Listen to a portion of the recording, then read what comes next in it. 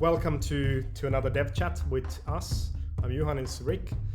We are developers of Lands of Ruin, and this is a series that we talk about different topics. In this one, we're going to talk about the tribe and the heroes, and how you build your tribe, and what it means to have heroes in your tribe, and how you field them. So welcome. Welcome. Cheers.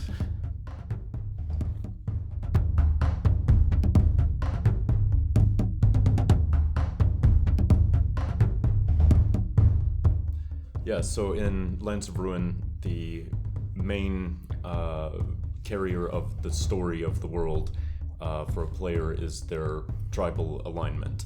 And what that means is, in the Wasteland, as we've created it, there are pre-made tribal nations, you can think of them, and then your personal player tribe is a semi-independent horde of Wastelanders that has an alignment with the greater tribal nation. So in the first iteration of the game, we have two tribal alliances, either Balians or Reclaimers. But of course, players don't have to choose a tribal alignment with either of those. They can be an independent, kind of neutral tribe, and eventually groups of players will be able to create new tribal alliances that they can just have amongst themselves and their friends.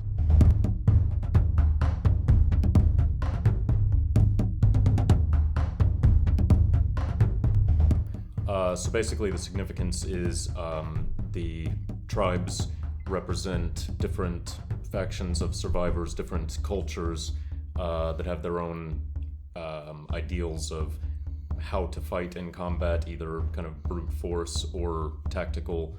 And then they also have different goals for why they're fighting. For example, the Reclaimers, they're very militaristic and similar to the Spartan society of ancient Greece. They believe that the world ended because of humanity's increasing decadence and weakness, so they're trying to reforge the human race in their own image, which is based on strength and uniformity and basically a military society. The Balians, they're very violent and psychotic, and their purpose for fighting is kept intentionally a bit vague, but as far as anyone in the Wastelands that's recording the history, as far as any of them can tell, the Balians are just fighting for the sake of violence. Their tribal culture is based on kind of a wolf pack model. The strongest, biggest member is usually the one that is the leader, and he's only a leader as long as he stays the strongest and fittest. There's a lot of internal conflict. The culture of the tribe that you align yourself with determines kind of how loosely how your personal tribe's story will go, how they'll fight in battles and how they win battles, which contributes to the ever-evolving story of your personal tribe. Well, is it fair to say that these tribes we created, they are like examples or archetypes, or right?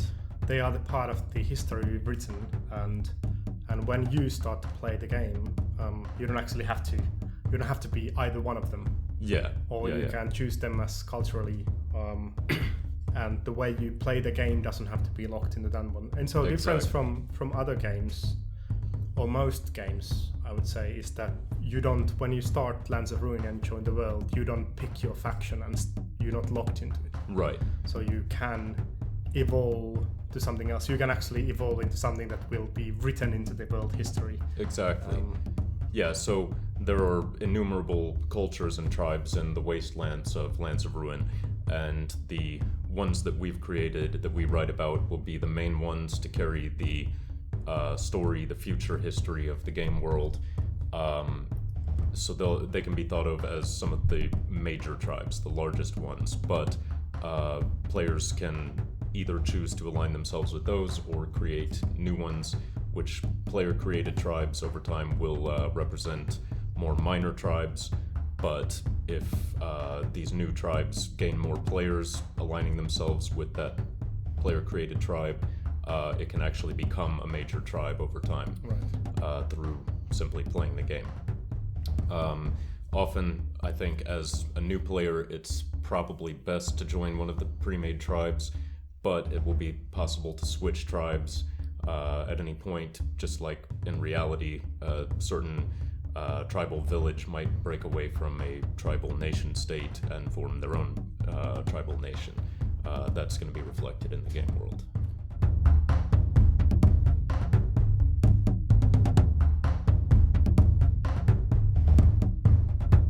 So we talk about these tribes, and I think it's good to point out that what is the difference between a tribe and these characters you bring on the battlefield. Right.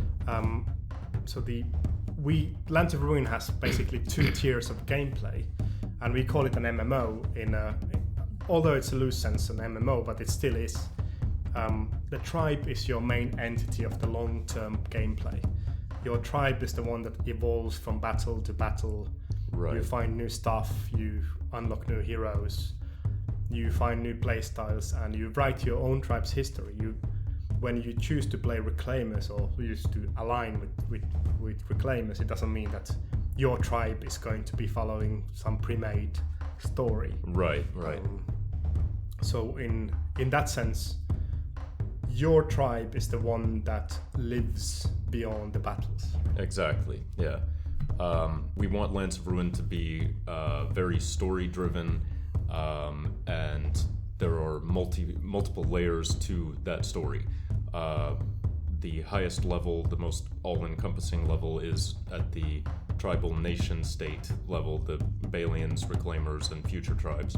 And then below that, you have the individual player tribes, their hordes, which tell a more localized story. And then below that, each player tribe has one or more hero characters. Right. And these heroes are what we want players to identify with the most, because they'll be the characters that actually level up over time, gain experience and skills, and continue the kind of personal story of the player. And then, of course, so the way you can think of the heroes is they might be the warlords or religious leaders or military leaders of the smaller tribe, and they always have kind of a cult of personality around them that's based on how brutal they are in battle or how heroic they are, etc. And that gains them a following of disciples or cohorts, which are the other characters that a player will add to his team to take into battle. So basically, your tribe, what is in your tribe? Your tribe is the heroes and their cohorts, right? So the way you build your tribe is that you unlock certain heroes you want to play with, and they following becomes your tribe. Right. And those are the things. So we want to make it clear how you come from the world battle, the controlling of the world, to tabletop. Yeah. And the way you go from there is that your tribe is the heroes and the followings, and when you go and play a scenario, you go to a battle, you want to do something on tabletop, you pick the heroes you want to fight with. Not every time all of your heroes are going to be on the tabletop. Right. You can pick the ones that are more suitable for that scenario, and you fill in the rest of your team from the following, right? Exactly. Yeah. So in addition to that, the heroes can be thought of as the main kind of RPG element of the game. They're the ones that carry the story from battle to battle, and the cohorts that follow the heroes, they're far more generic. They're expendable in some cases. Some tribes, they're practically cannon fodder. So if the cohorts die in a battle, it doesn't really matter, because then the next battle you play, you'll get X amount of additional cohorts. The heroes, on the other hand, if they die in battle or receive wounds or experience positive things, that carries over. If they die in battle, they are actually dead permanently. but we've come up with an interesting way to handle that because in a lot of games that have an ongoing campaign feature to them, if you lose significant characters, they're forever lost, and it puts you at a big disadvantage. But in Lance of Ruin, since you can have an innumerable amount of heroes, if one of them dies, he will automatically be respawned as at his base level of experience and skills and weapons. So you'll lose something, but you'll still be able to continue playing just fairly effectively in your next battle, and then of course the new version of the hero will continue to level up and gain material and stuff. That's something that's very important for us from designing a game that is a long-running game. So we don't want to end up in a situation or put any player in a situation that they played the game to gain levels and improve their game, and then one event can destroy all of it. Right. So that's not possible, and we go to great lengths to prevent that from happening. And that's the key mechanism, is that the heroes, although they do gain level, they become more powerful, and they gain new things, and your tribe gains new things.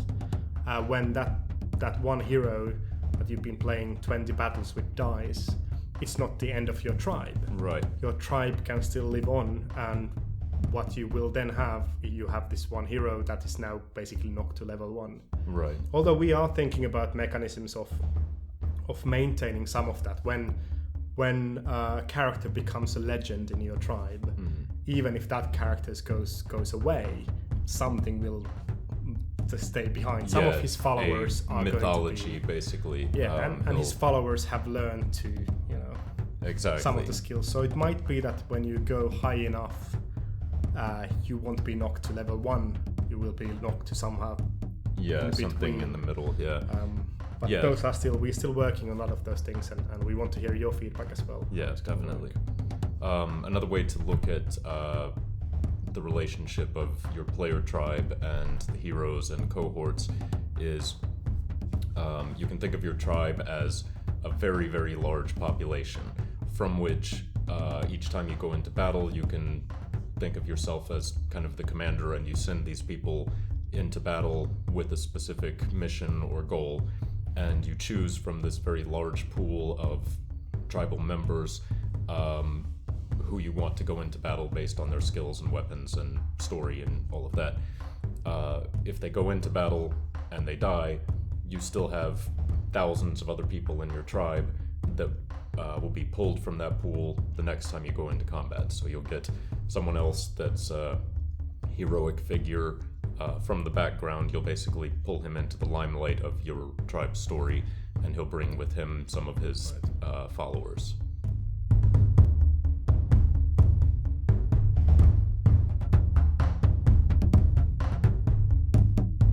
So one thing about the tribes is that as they are the main key for the long-term gameplay, we already talked about them gaining renown as the tribal experience as such.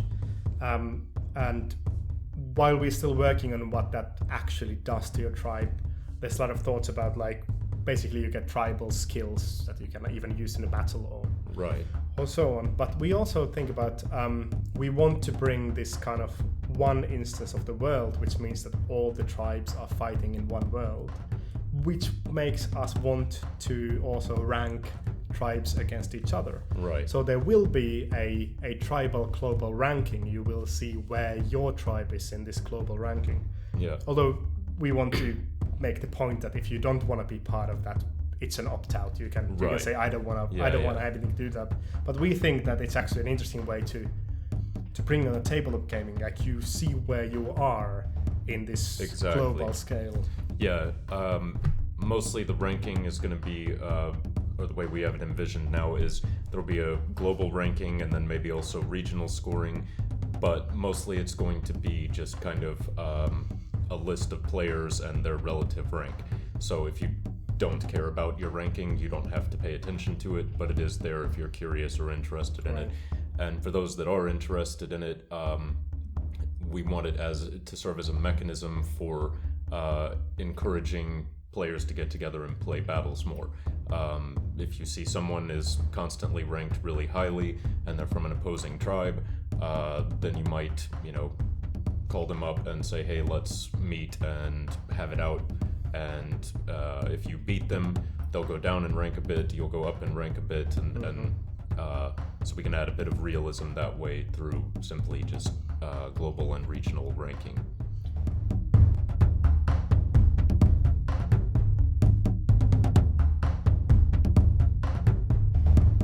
We also, in this same thing, tribes, when they evolve and live long, they become powerful.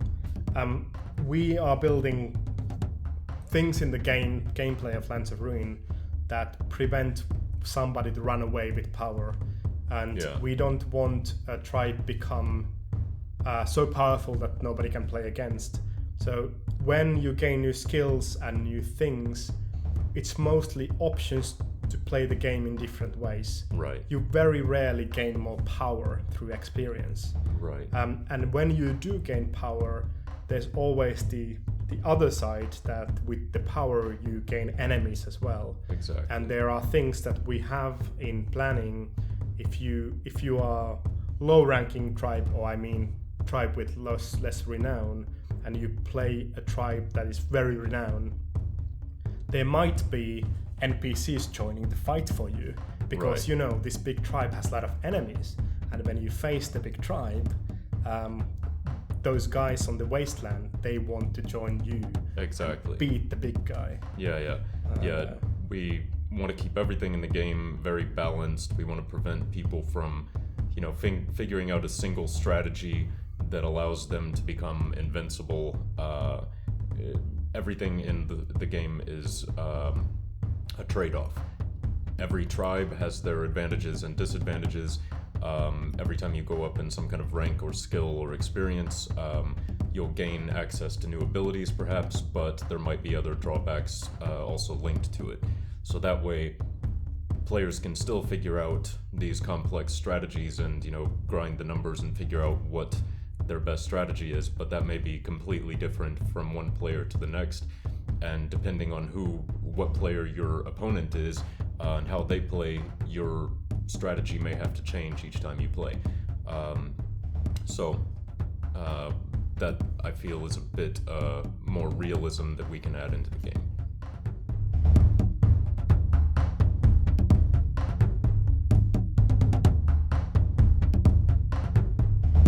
So let's talk about the next topic a little bit, which is the actual battle.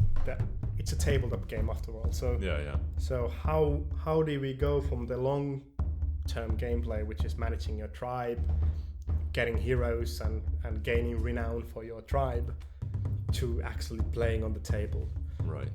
I think the good point to start is that how do you we already mentioned that you can build your tribe from heroes from any tribes, any tribal alliances. You can pick heroes from current reclaimers, you can pick heroes from Balians, and any future things we have to bring them part of your tribe. Yeah.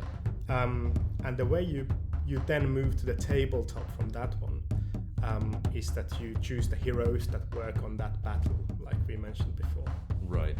Yeah, so when you start playing the game, as part of each battle setup, you'll choose a scenario that you'll obviously agree upon with your opponent, and depending on what mission scenario you plan to play, you might find that one of your heroes would be more advantageous in that scenario than another one, so that's how you'll choose who to take into battle, who you're going to play against, and what scenario you're going to pick.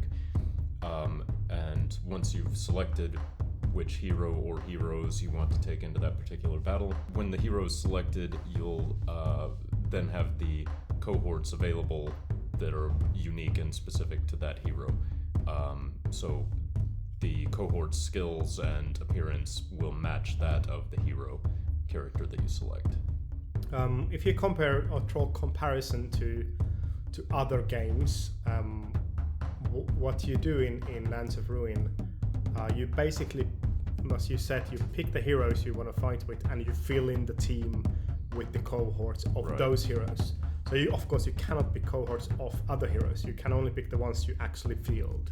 Exactly.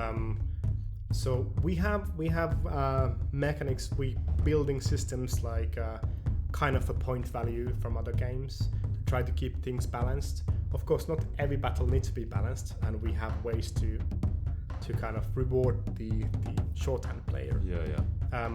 But the whole idea of taking your tribe in the battle is pick your hero and figure out how many cohorts you can bring with him.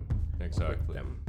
Yeah, and so if you wanted to have a balanced game, basically both players would choose the same amount of heroes and same amount of cohorts for each of those heroes.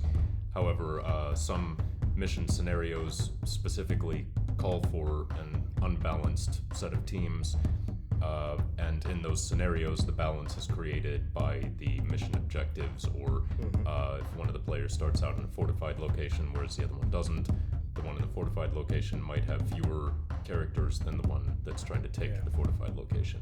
So we have a lot of ways of creating checks and balances, but we also want to have completely asymmetrical gameplay possible and enjoyable, and keep it fair on some level.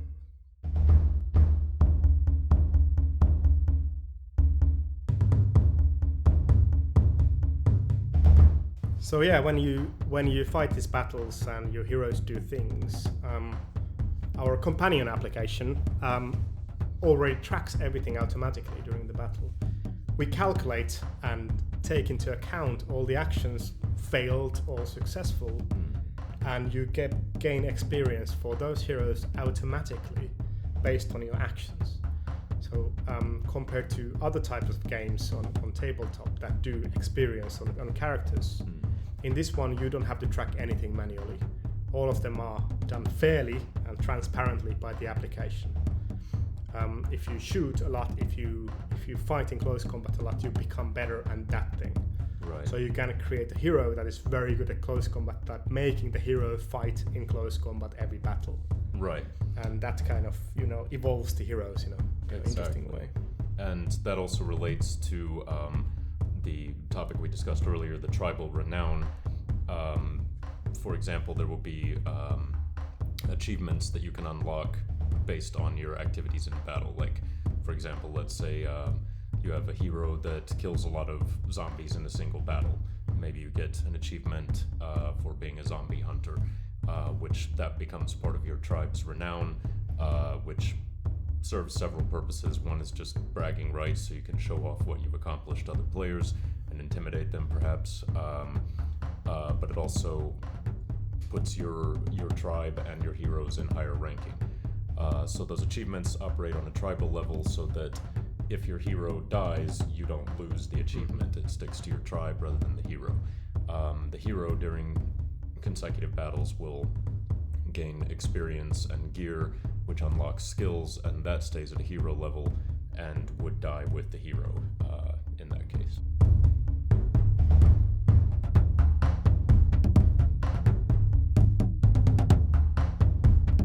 So there will not be any limits of which heroes you can pick. As we said, you will not be locked into a faction. Right. And your army list is not based on what you picked. Every hero we're going to create is going to be available to you. Right. And any Seasons war gamers in the audience will now go like, well, that will allow me to create overpowered combinations. Having the guy with the massive saw and the guy with the sniper rifle is a really good combination, because the sniper rifle will kill everybody long range and the saw guy will kill everybody in short range. So we created the way, and we're still working on this, but this is something that we're very kind of adamant about, and we want to make it work, that you can have all these heroes in your tribe, but when you field combinations that are overpowered, there will be drawbacks. Right. We want to prevent players from being able to find a combination of hero characters that would make them overpowering to any opponent. So what we've done, also involving the kind of RPG elements that we talked about before, is each character has kind of personality traits, meaning their ideology and their goals, which are usually aligned with whether they're a Balian, Reclaimer, whatever. That also determines their fighting style. Like, for example, the Balians, they prefer brute force, extreme violence, up close and personal combat.